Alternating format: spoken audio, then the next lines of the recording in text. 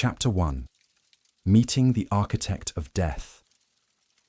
Opening, the impossible deal. 600 children, 24 hours, one Sabbath, and a man who smiled when he knew you would fail. December 2nd, 1938, Vienna. The city smelled of smoke and broken glass. It had been 3 weeks since Kristallnacht, the night they burned the synagogues, shattered the shops, and arrested 30,000 Jewish men. 3 weeks since the world watched and did nothing. But one woman came. Her name was Truus Wijsmuller, and she had come to make a deal with the devil. The Palace of Stolen Art. The Rothschild Palace on Prince Eugenstrasse no longer belonged to the Rothschilds. It belonged to the SS now, requisitioned, stripped of its owners like everything else Jewish in Vienna. The grand entrance hall, once filled with laughter and music, now echoed with the sharp click of jackboots on marble. Nazi flags hung where family portraits once smiled down. The air was thick with cigar smoke and the acrid smell of fear that seemed to seep from the walls themselves. Truus walked through those halls, flanked by 2 SS guards, their rifles slung casually over their shoulders. She was 46, tall, dressed in a simple dark coat and hat, her face weathered by years of refugee work. Her hands, she noticed, were trembling slightly.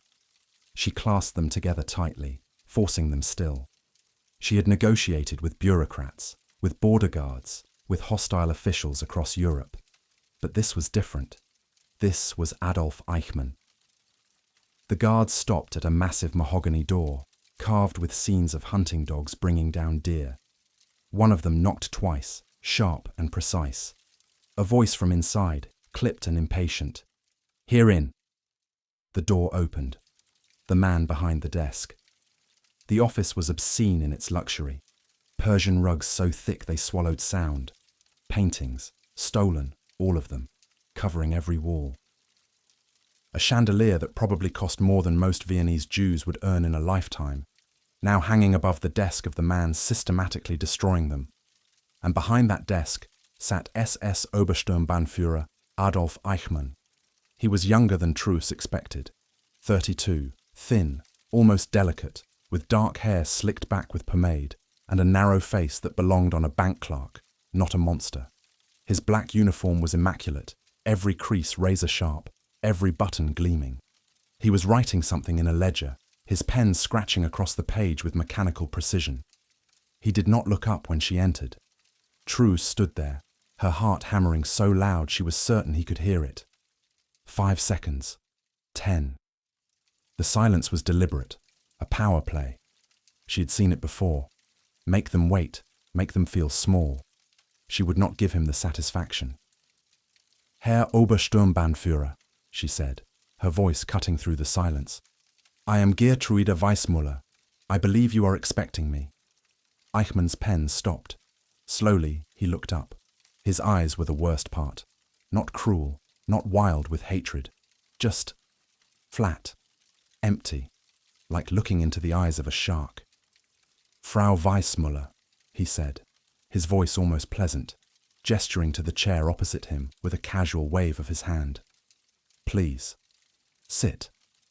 Truus sat. The leather chair was expensive, comfortable. Everything in this room was comfortable, built on the bones of the dispossessed.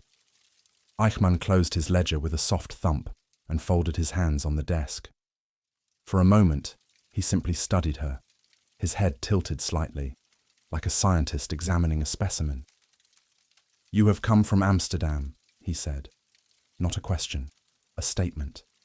He had read her file. Of course he had. Yes. To discuss Jewish children. Yes. You wish to remove them to England. Britain has agreed to accept them, Truus said, keeping her voice steady, professional. Unaccompanied minors under 17. No limit on numbers. "I am here to arrange their departure from Vienna." Eichmann leaned back in his chair. A thin smile played at the corners of his mouth.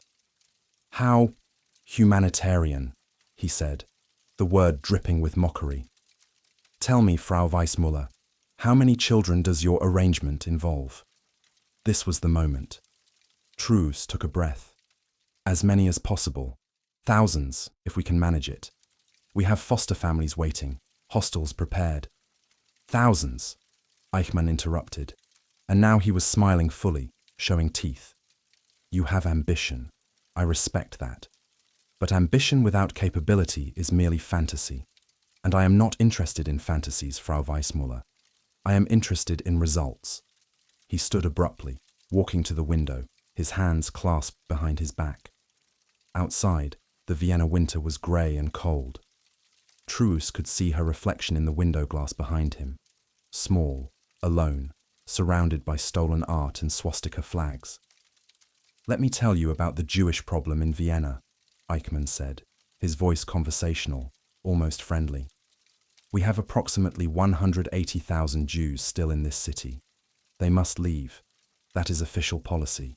But leaving requires paperwork, visas, money, things they claim not to have. They complain. They delay. They make excuses. And meanwhile, they remain, cluttering our city, consuming resources. He turned back to face her.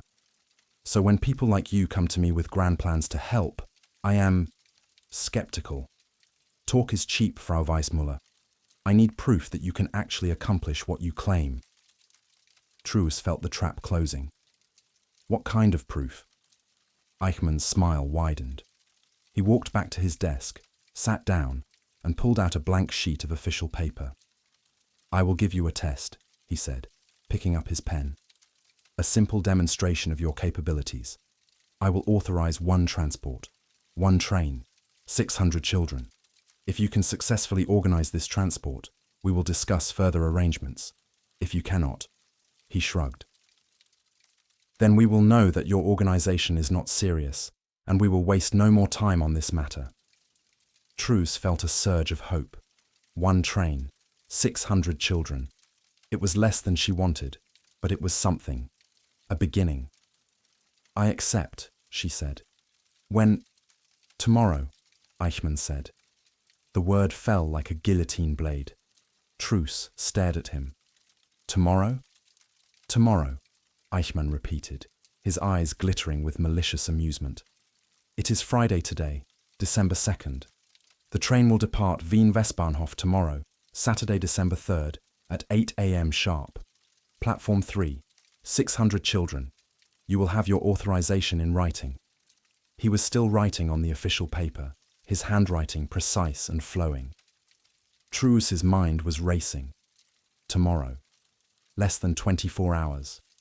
She would need to find 600 children, convince their parents to let them go, gather birth certificates, medical records, photographs, pack bags, arrange transportation to the station. And tomorrow was Saturday, the Sabbath. Eichmann knew exactly what he was doing. On the Sabbath, observant Jews would not work, would not travel, would not even write. Asking them to send their children away on the Sabbath was asking them to violate one of the most sacred commandments of their faith. It was impossible. That was the point. Eichmann finished writing, blotted the paper carefully, and stamped it with the eagle and swastika seal of the Reich. The sound of the stamp was like a gunshot in the quiet room. He slid the paper across the desk toward her. There is your authorization, he said. Wien Westbahnhof, Platform 3, tomorrow morning, 8 a.m., 600 children, not 599, 600. If you fail to deliver the full number, the train does not leave, and this experiment ends. Do you understand? Truus looked down at the paper. The seal was still wet, glistening. The signature, Adolf Eichmann, was bold and confident. Every fibre of her being screamed that this was impossible. That she should refuse, demand more time, negotiate better terms. But 600 children could be saved tomorrow, or none at all, ever.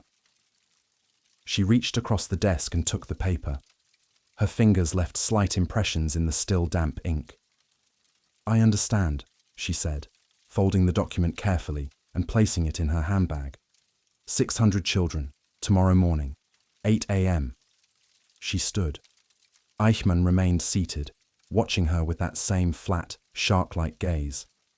I must admit, Frau Wijsmuller, he said softly, I am curious to see if you will actually attempt this.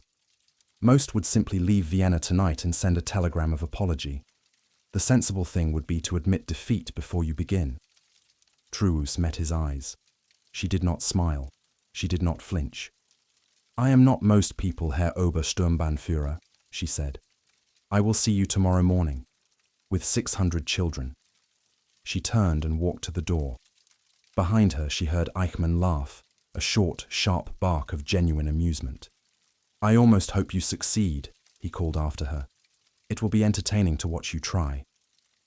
The guards opened the door.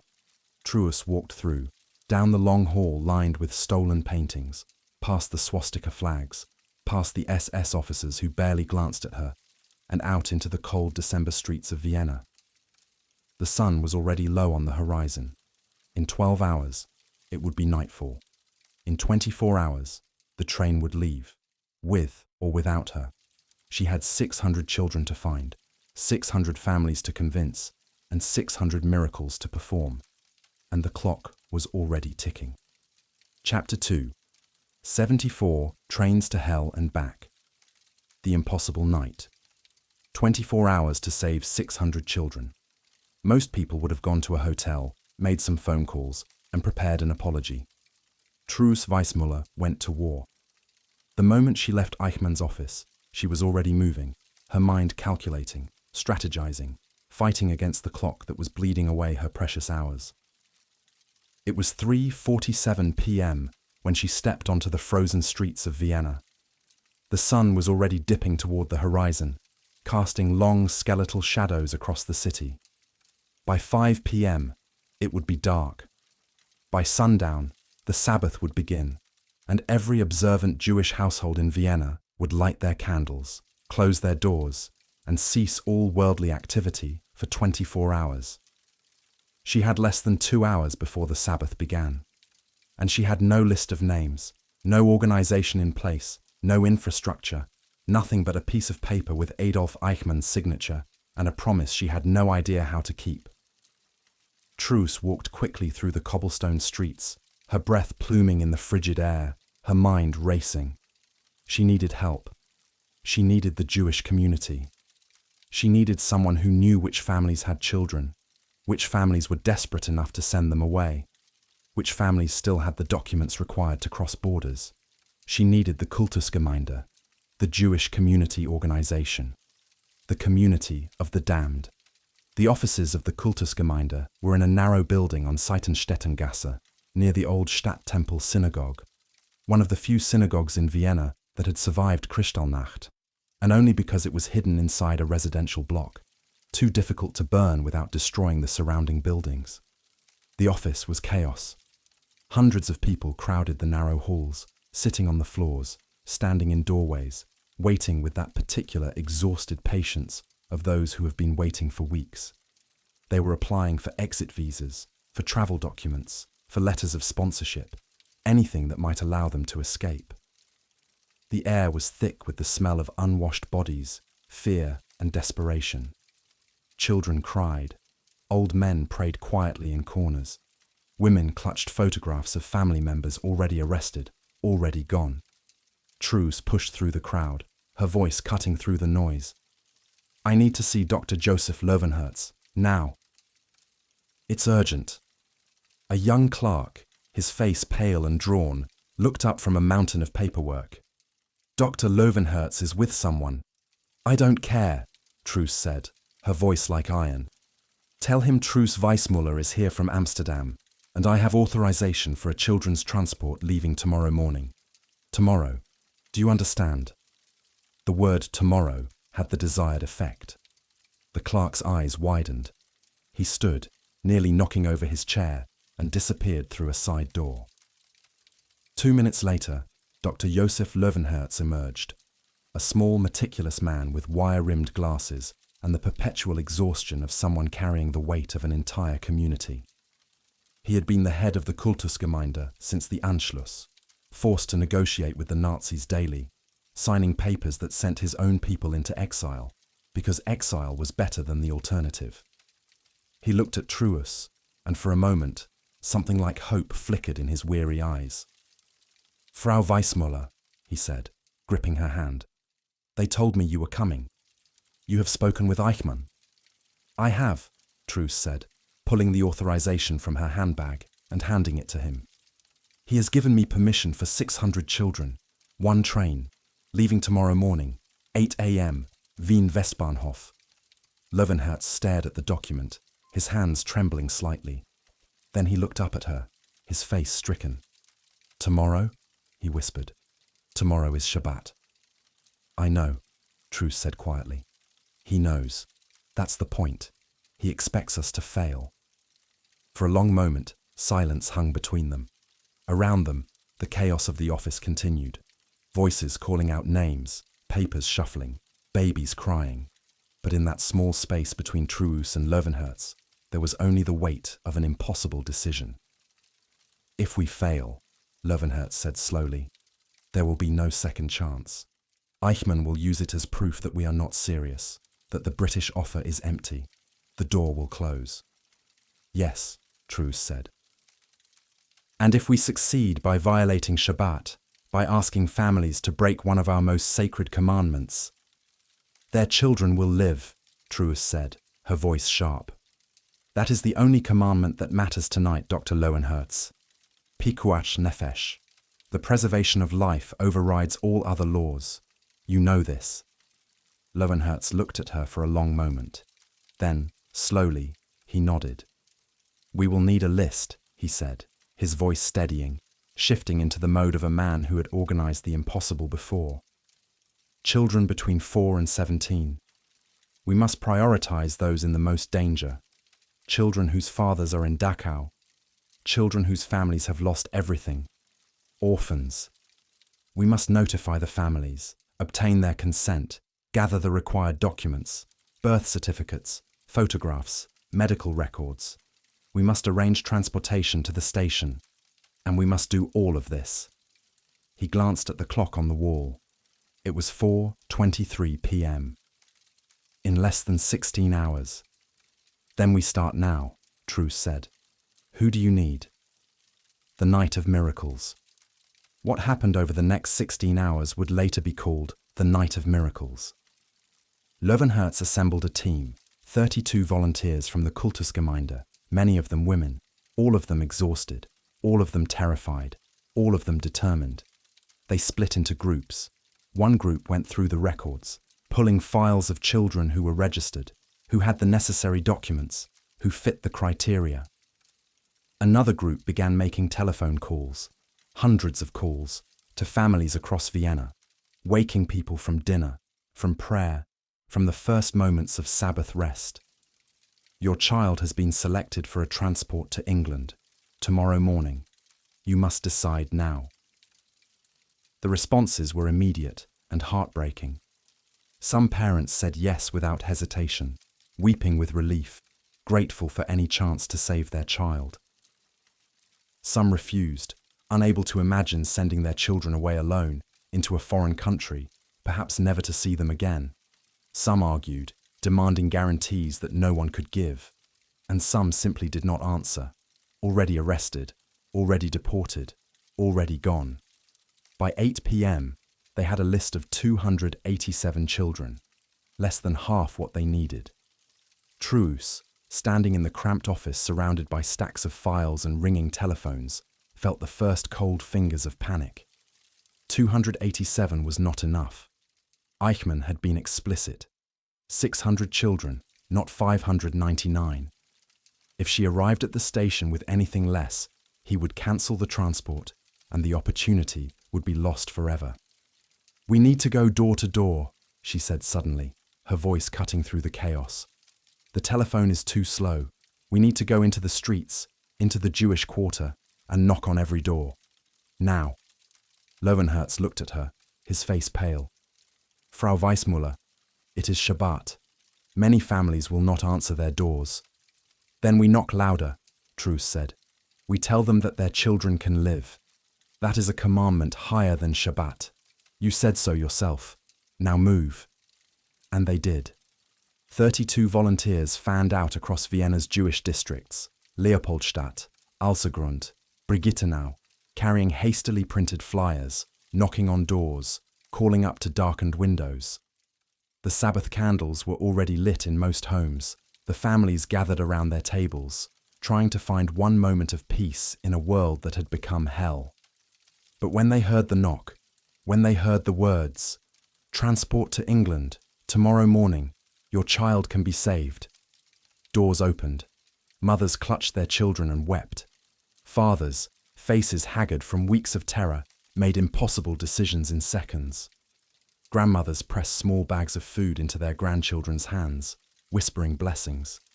Siblings clung to each other, not understanding why some were going and some were staying. By midnight, the list had grown to 448 children. Still not enough. The breaking point. At 1:47 a.m., Truus sat in the Kultusgemeinde office, staring at the numbers written in chalk on a blackboard someone had propped against the wall. 448. She had been awake for 22 hours. Her eyes burned. Her throat was raw from speaking, from shouting instructions over the chaos. Someone had brought her coffee hours ago, black, bitter, already cold, and the cup still sat in her hands, untouched, because she had forgotten it was there.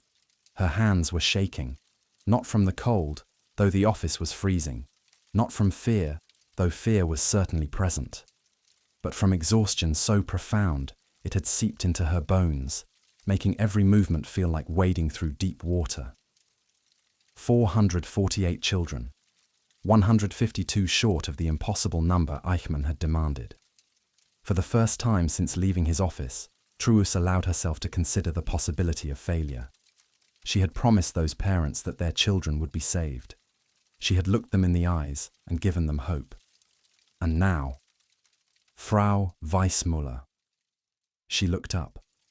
A young woman named Friedel stood in the doorway, her face smudged with dirt, her coat torn at the sleeve, her eyes red-rimmed but fierce. "The orphanages," Friedel said. Truus blinked, trying to focus. "What?" "The orphanages," Friedel repeated, stepping into the room. After Kristallnacht, many children were left alone. Their parents arrested, their families destroyed. They're in the Jewish orphanages, the one on Malzgasse, the one in Leopoldstadt. No one needs to give consent. They have no one left to ask. The fog in Truus's mind cleared instantly. She set down the cold coffee, her hands steadying. "How many?" she asked.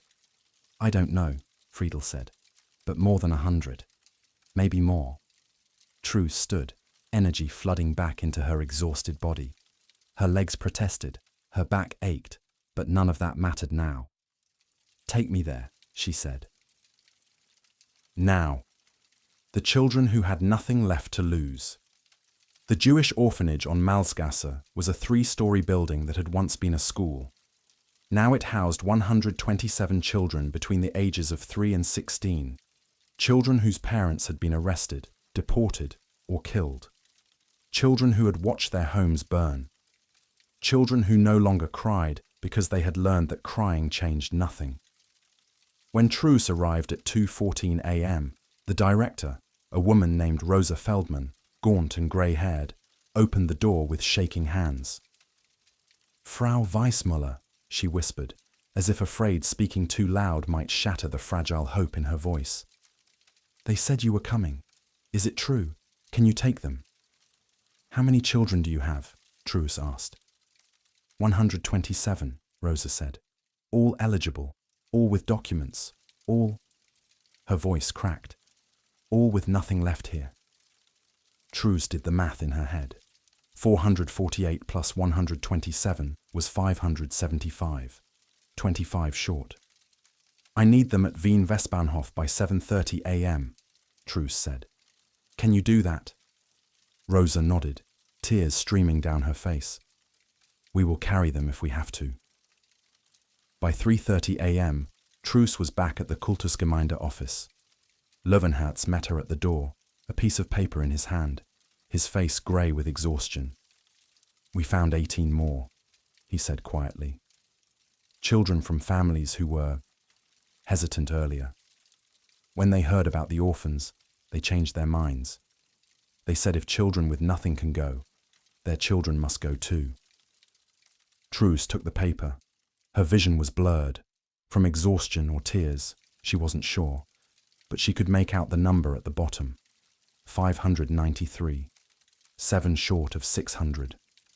It's close, Löwenherz said, his voice barely above a whisper. Perhaps Eichmann will accept. He won't, Truus said flatly. He was very clear. 600, not 599. Then what do we do? Löwenherz asked, and for the first time that night, he sounded defeated. Truus stared at the list, at the names, at the ages, at the carefully documented lives that hung in the balance, and then she saw it. At the bottom of the second page, in small, cramped handwriting, 7 siblings, Goldstein family. Father arrested November 11th, mother hospitalized, too many children for foster placement, rejected, too many children. Truus grabbed a pen. These 7, she said, circling the names so hard the pen nearly tore through the paper. The Goldstein children. Why were they rejected? Löwenherz looked. They're siblings, 7 of them, ages 4 to 15. The British foster system prefers to place children individually, or in pairs at most. 7 siblings together are difficult. Difficult, Truus repeated, her voice hard as iron. Their father is in Dachau, and their mother is dying in a hospital, and they're difficult. She struck through the word rejected with a single savage line. Put them on the transport, she said. All 7. But the British won't. I will deal with the British, Truus said. Right now, I need 600 children on that train. Add the Goldsteins. What's our count? Löwenherz calculated, his lips moving silently. Then his eyes widened.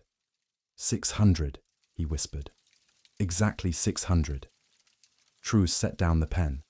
Her hand was shaking again, but this time not from exhaustion. Then we have our transport, she said quietly. Notify the families. Have everyone at the station by 7:30 a.m., not 1 minute late. Dawn at the Westbahnhof. December 3rd, 1938, 6:47 a.m. The sky over Vienna was the colour of old bruises, purple and grey, with the first weak light of dawn struggling through the winter clouds. Vienna Westbahnhof, the Western railway station, was nearly deserted at this hour on a Saturday morning. The platforms were cold, the air sharp with the smell of coal smoke and snow. On platform 3, a single train waited. 12 carriages, dark green, their windows frosted over. Steam hissed from the engine, the only sound in the pre-dawn silence. And standing beside the train, checking his watch with meticulous precision, was Adolf Eichmann. He wore his full SS uniform, the black fabric stark against the grey morning. 2 other SS officers flanked him, and a clerk with a clipboard stood ready to count. At 7 a.m., they began to arrive. Not in cars. Most Jewish families no longer had cars. On foot, in small groups, parents clutching their children's hands, carrying small battered suitcases tied with string. The children were silent, wide-eyed, not understanding too much. The Goldstein children arrived together, all 7 of them, the eldest, a girl of 15 named Sarah, holding the hand of the youngest, a boy of 4 named David, who clutched a wooden toy horse. Their mother was not there. She was dying in a hospital bed 3 miles away, unaware that her children were leaving forever. The orphans from Malzgasse came in 2 buses, organized by Rosa Feldman, who stood at the door of each bus, checking off names, her face set in a mask of determined calm, even as tears streamed down her cheeks. By 7:45 a.m., the platform was crowded. 600 children, hundreds of parents, volunteers from the Kultusgemeinde, and Truus Wijsmuller, standing at the center of the chaos, her voice hoarse but steady, directing, organizing, checking documents. Eichmann watched it all with his flat, expressionless gaze. At 7:58 a.m., his clerk finished the count and approached him, whispering something in his ear. Eichmann's eyebrows rose, just slightly. He walked over to where Truus stood. "Frau Wijsmuller," he said, his voice carrying that same mocking edge. "My clerk informs me that you have delivered exactly 600 children. I confess, I am surprised." Truus met his eyes. She did not smile. She did not gloat. She was too exhausted for triumph. "I told you I would," she said simply. For a moment, something flickered in Eichmann's eyes. Perhaps irritation, perhaps genuine surprise, perhaps even a grudging respect. Then it was gone, replaced by his usual cold efficiency. "Very well," he said. He turned to his officers. "Load them." The goodbye that never ends. The children began boarding the train. This was the moment every parent had dreaded, the moment they had tried not to imagine during the long, sleepless night. The moment of letting go. A woman in a worn brown coat pressed her daughter, maybe 8 years old, with dark braids and enormous eyes, against her chest so tightly the child gasped. She was whispering something in Yiddish, over and over, a prayer or a promise, her lips moving against the girl's hair. When a volunteer gently touched her shoulder, telling her it was time, the woman's hands opened slowly, as if her fingers had forgotten how to release. The girl climbed onto the train, turned back, pressed her small palm against the window. Her mother reached up, matching palm to palm through the cold glass, and stood there, frozen, as if she could hold her daughter through the barrier if she just didn't move. An old man, his beard grey and unkempt, lifted his grandson, a boy of perhaps 6, up to the train steps. The boy's arms were wrapped around his grandfather's neck, refusing to let go. "Zayde," the boy kept saying. "Zayde, komm mit mir." "Grandfather, come with me." The old man's face crumpled.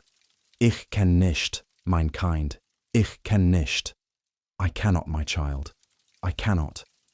He gently unwound the boy's arms, kissed both his hands, and set him on the steps. The boy stood there, not moving, until another child, one of the orphans, took his hand and led him inside. The Goldstein children boarded together, Sarah carrying little David because his legs were too short for the high train steps. She counted her siblings as they climbed aboard. 1, 2, 3, 4, 5, 6, making sure none were left behind, the way their mother had taught her. When they were all inside, she looked back at the platform one last time, as if memorizing it, then disappeared into the carriage. Parents lined the platform, hands raised, lips moving in silent blessings. Some wept openly. Some stood rigid, as if emotion had been burned out of them. Some simply stared, trying to memorize faces, knowing that memory might be all they would have left. At 8 a.m. exactly, the train whistle blew, a long, mournful sound that echoed across the station. The doors closed. The engine roared to life. And as the winter sun finally broke through the clouds, casting weak golden light across platform 3, the train began to move. 600 children, faces pressed against the frosted windows, some waving, some crying, some simply staring with hollow, ancient eyes, disappeared into the morning mist. Truus stood on the platform, watching until the train was nothing but a black dot on the horizon. Her legs were shaking. Her vision was blurred. Around her, parents were collapsing, held up by volunteers, by strangers, by each other. The sound of weeping filled the station, a low, keening sound that seemed to come from the platform itself. Behind her, a voice, almost conversational. "When can you do another?" Truus turned. Eichmann was lighting a cigarette, the flame from his lighter casting brief shadows across his narrow face. He exhaled smoke, watching it dissipate in the cold air. "Another?" Truus said, her voice raw. "Another transport," Eichmann said, as if discussing train schedules. "You have proven you are capable. I am authorized to permit further transports. How many more children can you remove?" Truus looked at him. This man in his perfect uniform, this architect of suffering who spoke of children as if they were cargo. And she realized what he had just given her. Not mercy. Eichmann did not know mercy, but permission. As many as you'll let me take, she said. Eichmann smiled, that thin, unpleasant smile. Then we will speak again, Frau Wijsmuller. Very soon. He turned and walked away, his boots clicking on the concrete, his cigarette smoke trailing behind him like a ghost. And Truus Wijsmuller, standing alone on platform 3 as the sun rose higher and the parents slowly began to leave, their arms empty, their hearts shattered, made a silent promise. She had opened the door. Now she would keep it open, no matter the cost. This was the first train. There would be 73 more. But that first train, those first 600, would be the one she remembered most clearly when she was old, when the war was over, when the truth of what had happened in the camps became known. Because those 600 children taught her something she would carry for the rest of her life. Miracles don't happen. You make them happen, one impossible night at a time. Chapter 3. The Last Ship Before Darkness. 18 months later, 73 trains, nearly 10,000 children, and one woman who refused to stop. Between December 1938 and May 1940, Truus Wijsmuller became a ghost that haunted the Nazi bureaucracy, appearing in Vienna, in Berlin, in Prague, always with her worn leather briefcase, always with her lists of names, always demanding one more transport, one more train, one more chance. She learned to navigate the labyrinth of Nazi permits and British quotas. She learned which officials could be charmed, which could be bribed, which simply needed to be worn down by sheer persistence. She learned to sleep on trains, to survive on black coffee and stale bread, to function on 3 hours of sleep, because 3 hours was all the night would give her before the next crisis demanded her attention. She became a legend in the refugee communities. Tante Truus, Aunt Truus, the woman who made the impossible happen. Parents would press photographs of their children into her hands, begging her to take them on the next transport. She kept every photograph. By May 1940, she carried 847 photographs in her briefcase. Children she had saved, children she was trying to save, children she would never save because time was running out. And by May 1940, everyone knew time was running out. The gathering storm, May 10th, 1940, 4:37 a.m. Truus woke to the sound of thunder, except it wasn't thunder. She was in Amsterdam, in her small apartment on Keizersgracht, the canal house she shared with her husband Jupe. She had arrived home 3 days earlier from her latest trip to Vienna, exhausted, planning to rest for a week before the next transport. But the sound that woke her was not the gentle rain she had fallen asleep to. It was explosions. She sat up in bed, her heart already racing, and looked out the window. The sky to the east was lit with orange flashes, anti-aircraft fire, and above it, the unmistakable drone of aircraft engines. Dozens of them, hundreds of them. The Germans were bombing Schiphol Airport. The invasion had begun. Jupe was already at the window, his face grey in the pre-dawn light. They said we were neutral, he said quietly, his voice hollow with shock. They promised. Promises mean nothing to them, Truus said, already moving, already dressing. Her mind was racing, not with fear, but with calculation. If the Germans were invading the Netherlands, if Amsterdam fell, then the route to England would be cut off. The ports would be closed, the borders would be sealed, and there were still children waiting. In Amsterdam alone, there were at least 500 Jewish refugee children from Germany and Austria, living in temporary shelters, waiting for their turn on a Kindertransport to England. Children who had already escaped once, who had made it to the Netherlands thinking they were safe, thinking they had time. They were out of time. Truus grabbed her briefcase, checked that her documents were inside, her British permits, her Dutch identity papers, her letters of authorization that had lost their power the moment the first German bomb fell, but which she carried anyway, out of habit, out of hope. "Where are you going?" Jupe asked, though he already knew the answer. "The shelters," Truus said, pulling on her coat. "If we can get the children to Ijmuiden, to the port, there might still be ships leaving for England. We have to try." Truus, Jupe said, and his voice cracked. The Germans will be here in hours, days at most. You can't. I can, Truus said, and kissed him once, quick and hard. I'll be back.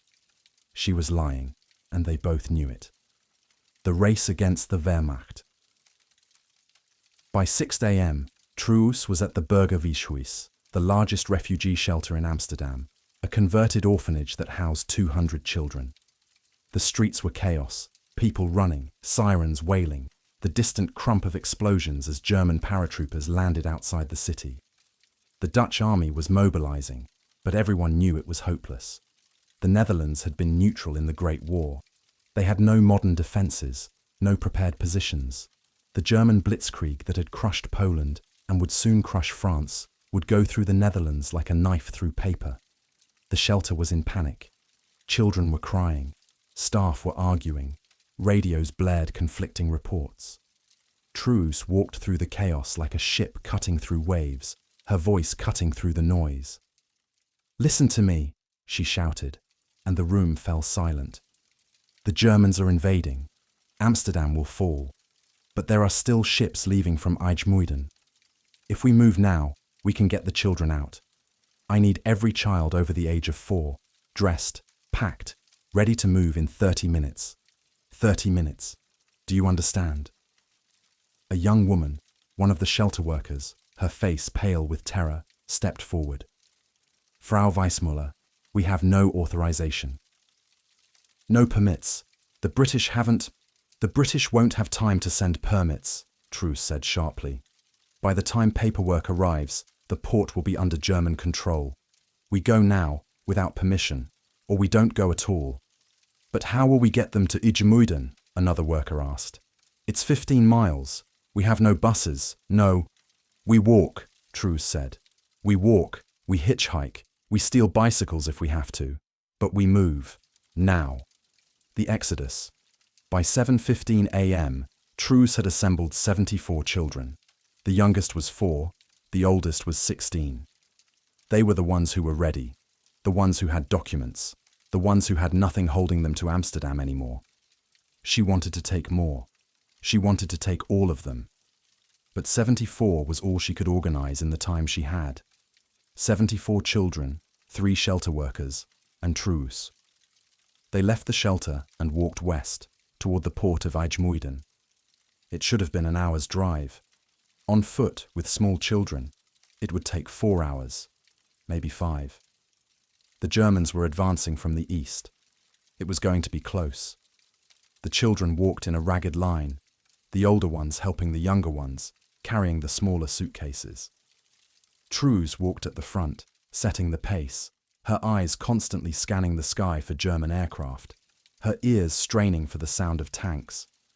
They had been walking for less than an hour when she heard it. The high, whining scream of an aircraft engine, diving. "Down!" Truus screamed, and threw herself into the roadside ditch, pulling the nearest children with her. The others dropped, some crying out, some silent with terror. The Messerschmitt Bf 109 came in low, its engine howling, strafing the road ahead of them with machine gun fire. The sound was deafening, a chainsaw ripping through metal. Dirt and debris exploded into the air. One of the shelter workers screamed, and then it was gone, roaring away to the east, hunting other targets. Truus lifted her head from the mud, her ears ringing. Around her, children were sobbing, clinging to each other. She did a quick count.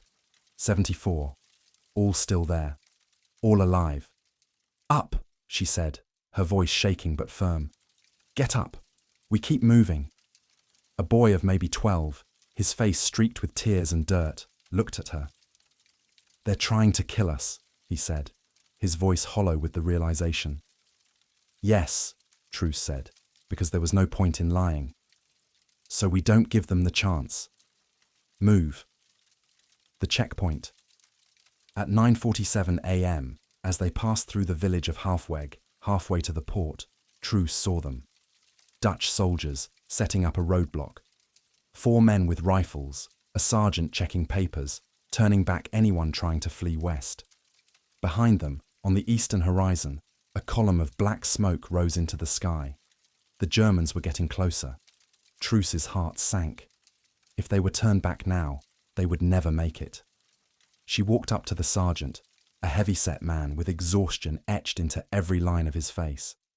"I need to pass," she said. "I have 74 children, refugee children.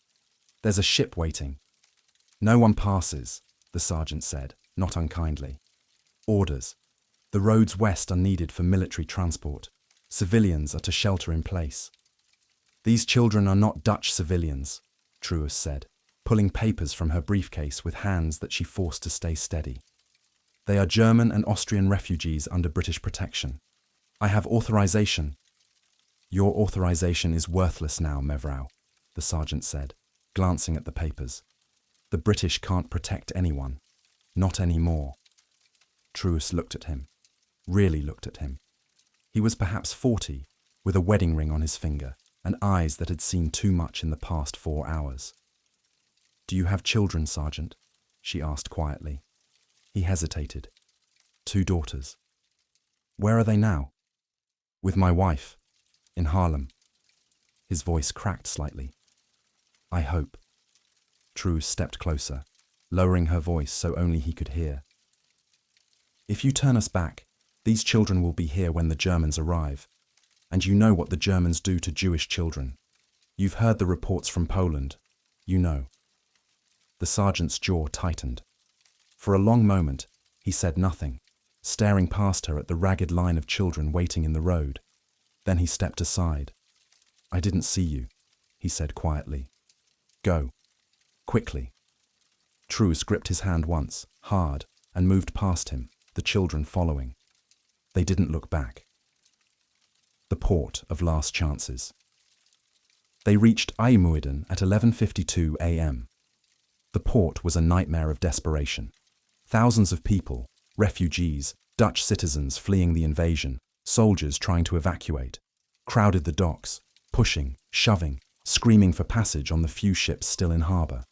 British destroyers, Dutch fishing boats, even private yachts, anything that could float and reach England was being mobbed. Truus stood at the edge of the chaos, her 74 children clustered around her, and felt, for the first time that day, the cold grip of despair.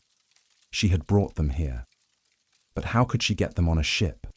There were no orderly queues, no ticket counters, no officials checking papers. It was pure survival. Those who could push hardest, who could pay the most, who could fight their way onto a gangplank, those were the ones who escaped. She looked down at her children, exhausted, terrified, trusting her, and she made a decision. "Stay here," she told the shelter workers. "Keep them together. Do not let them scatter. I'll be back." She pushed into the crowd, her elbows sharp, her voice sharper. "Make way! Children! I have children! Make way!" She fought through to the nearest ship, a British cargo vessel, the SS Bodegraven, that was taking on passengers at the far dock. The gangplank was crowded with people, soldiers pushing them back with rifle butts, an officer at the top shouting that the ship was full, no more passengers. Truus climbed halfway up the gangplank, grabbed the officer's arm. "I have 74 refugee children," she said, her voice raw but commanding. "Jewish children from Germany and Austria, children who have already survived one hell and are about to fall into another. You will take them." The officer, a young man with a thin mustache and exhausted eyes, shook his head. "Ma'am, we're overloaded as it is. We can't—" "You will take them," Truus repeated, and pulled from her briefcase a letter, old, crumpled, signed by a British official 18 months ago, authorizing her transports. It was worthless now.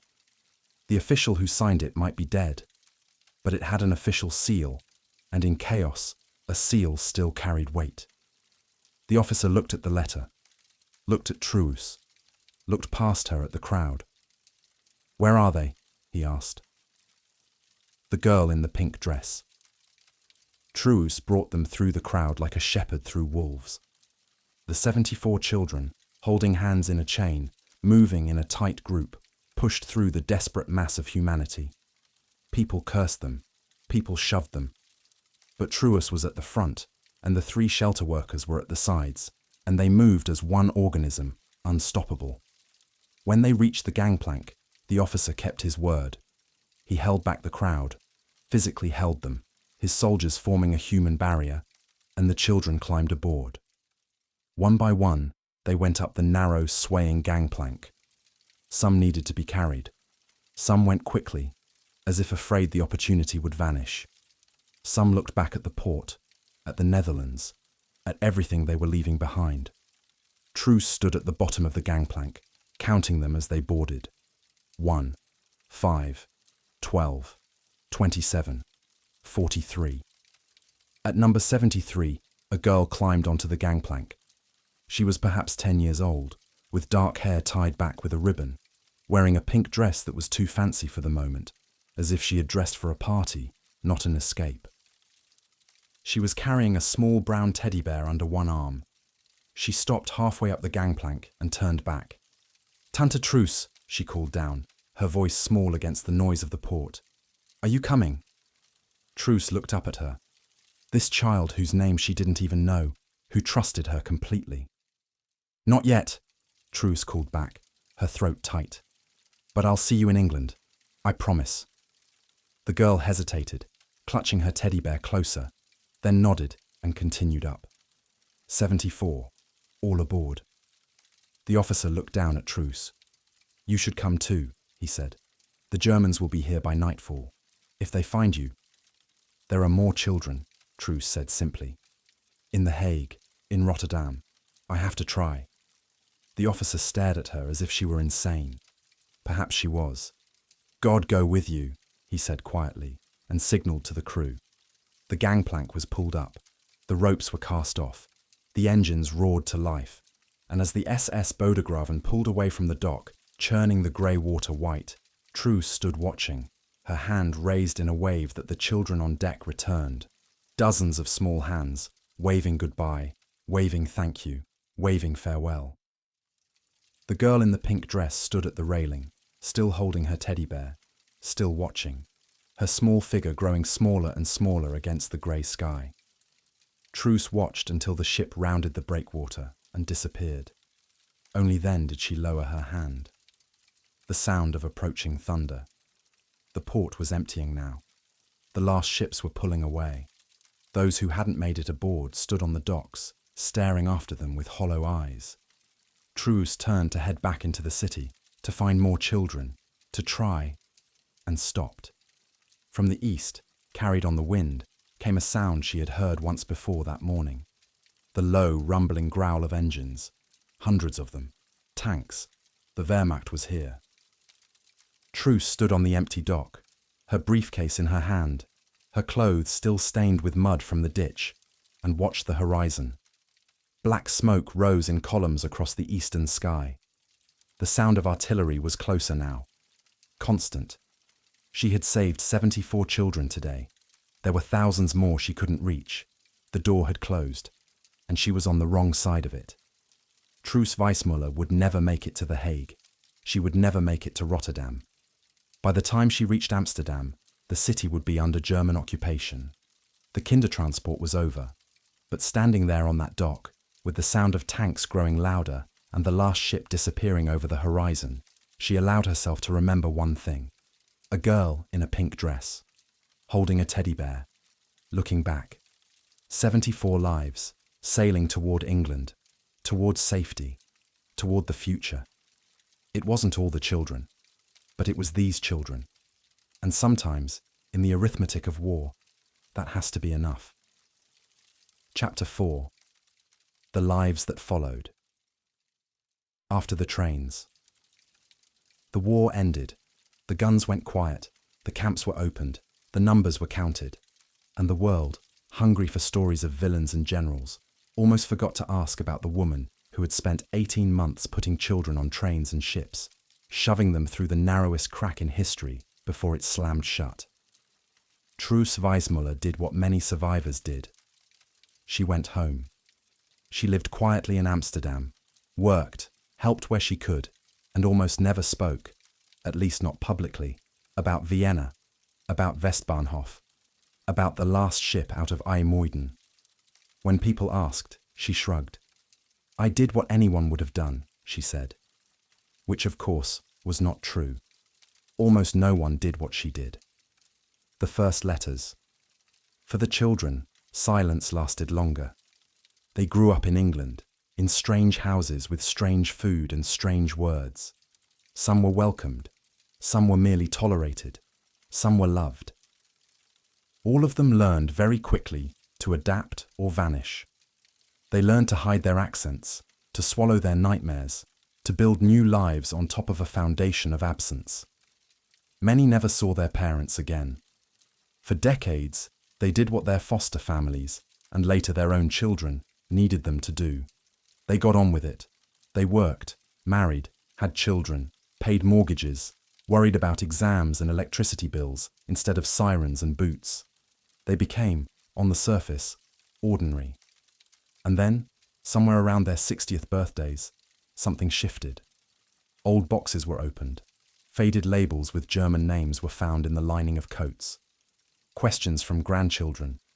What did you do in the war? Hit a nerve that had been carefully avoided for 40 years.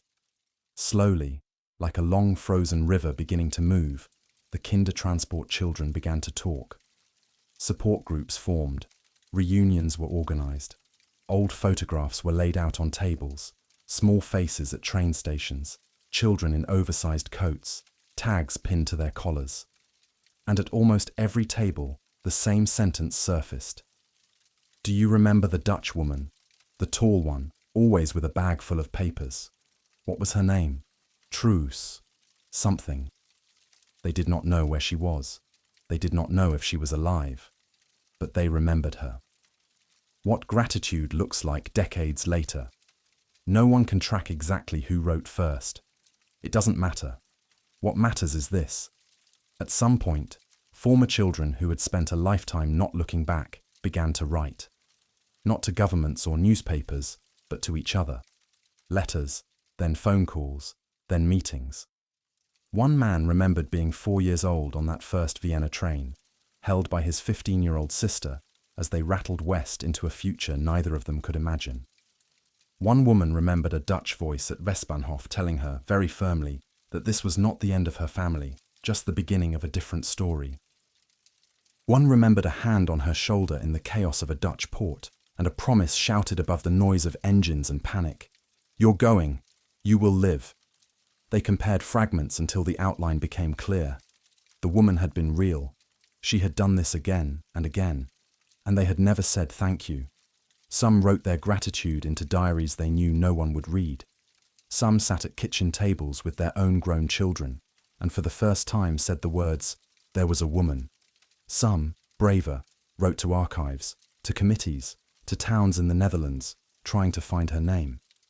By the time many of those letters reached the right desks, the answer came back the way it so often does with people who never asked to be remembered. "You are too late. She is gone." The weight of a name. But a strange thing happens with certain names. They refuse to stay buried. Researchers tracing the Kindertransport found her signature again and again on passenger lists and permission forms. A looping, determined hand underlining the names of children whose parents would never leave occupied Europe. Local historians in the Netherlands found traces of her in old municipal files, requests, arguments, memoranda that ended with grudging approvals. In the margins, Frau Wijsmuller insists. Survivors began to connect their stories. "This date on your paper, that was the same day I left. You were on that train? She was at the platform. I remember her coat." They could not reconstruct every detail, but they could agree on one thing. Without this woman, thousands of their stories would have ended on a platform instead of beginning there. Over time, plaques appeared. A station where a Kindertransport train had departed added a small metal rectangle on a wall. A date, a number of children, a line about a Dutch woman who organized the transport. A street somewhere in the Netherlands took her name. Her face, never famous in life, began to appear in small exhibits in museums dedicated to the rescue of children. A black and white photograph of a woman in a sensible coat, sharp eyes behind round glasses, surrounded by children with tags on their coats. No medals pinned to her chest. No triumphant pose. Just a woman in the middle of a job she had decided had to be done. How many lives is one choice worth? What do 10,000 saved children become in 80 years? Not a neat number, not a clean statistic. They become classrooms full of students taught by people who, statistically, should not exist. They become surgeons in hospitals, the hand holding the scalpel guided by muscle and memory that trace back to a frightened child on a platform in 1938. They become cafe owners, bus drivers, programmers, nurses, parents half listening to the news while packing school lunches, grandparents watching a toddler stumble across a living room carpet. Try to count them, and the math slips through your fingers. One girl on the first Vienna train grows into a family whose wedding photos fill 3 albums. 7 siblings whose father was taken to a camp and whose mother lay in a hospital bed become dozens of grandchildren scattered across 3 continents. 74 children on a ship out of a Dutch port become a web of lives so dense you cannot separate rescue from consequence. Tens of thousands, perhaps more. Each of them carrying, mostly without knowing it, a fraction of debt to a woman whose name they might never hear. The quiet ending of a loud story. There was no moment when the world, as a whole, turned to Truus Wijsmuller and said, "We see you." No stadium filled, no sirens wailed in tribute, no day of national mourning was declared when she died. Her funeral was like most funerals, a small gathering, a handful of people who knew her as a neighbor, a colleague, that stubborn lady who was always helping someone. But beyond that circle, without music or speeches, a different kind of memorial had already been built. In other countries, in other languages, people woke up on the day she was buried and took their children to school, to the doctor, to the park. They argued about homework, worried about exams, made sandwiches, planned holidays. They did what ordinary people do in an ordinary peace. And they only had that ordinariness because, decades earlier, someone had stood in front of a man in a black uniform and refused to accept that 600 children on a list were already lost. The last frame. If this story were a film, you could end it in many places. On a Vienna platform, with a woman holding a stamped paper and 600 children behind her. On a Dutch dock, with a girl in a pink dress clutching a teddy bear as a ship pulls away, and the sound of approaching tanks grows louder. Or much later, in a small apartment, with old, shaking hands holding a faded photograph of a large family smiling into the sun, none of whom know exactly why they are alive, only that they are. Wherever you freeze the frame, one truth remains. The world you and I live in today is ever so slightly different because, for a brief, brutal slice of history, one woman decided that nothing can be done was an unacceptable answer. She did not stop the Holocaust. She did not defeat Nazism. She did not save everyone, but she saved the ones in front of her. 10,000 children, give or take the ones history forgot to count, and from them, tens of thousands more. Her name was Truus Wijsmuller. Most people will never hear it, but whether they know it or not, they are living in the world she helped survive.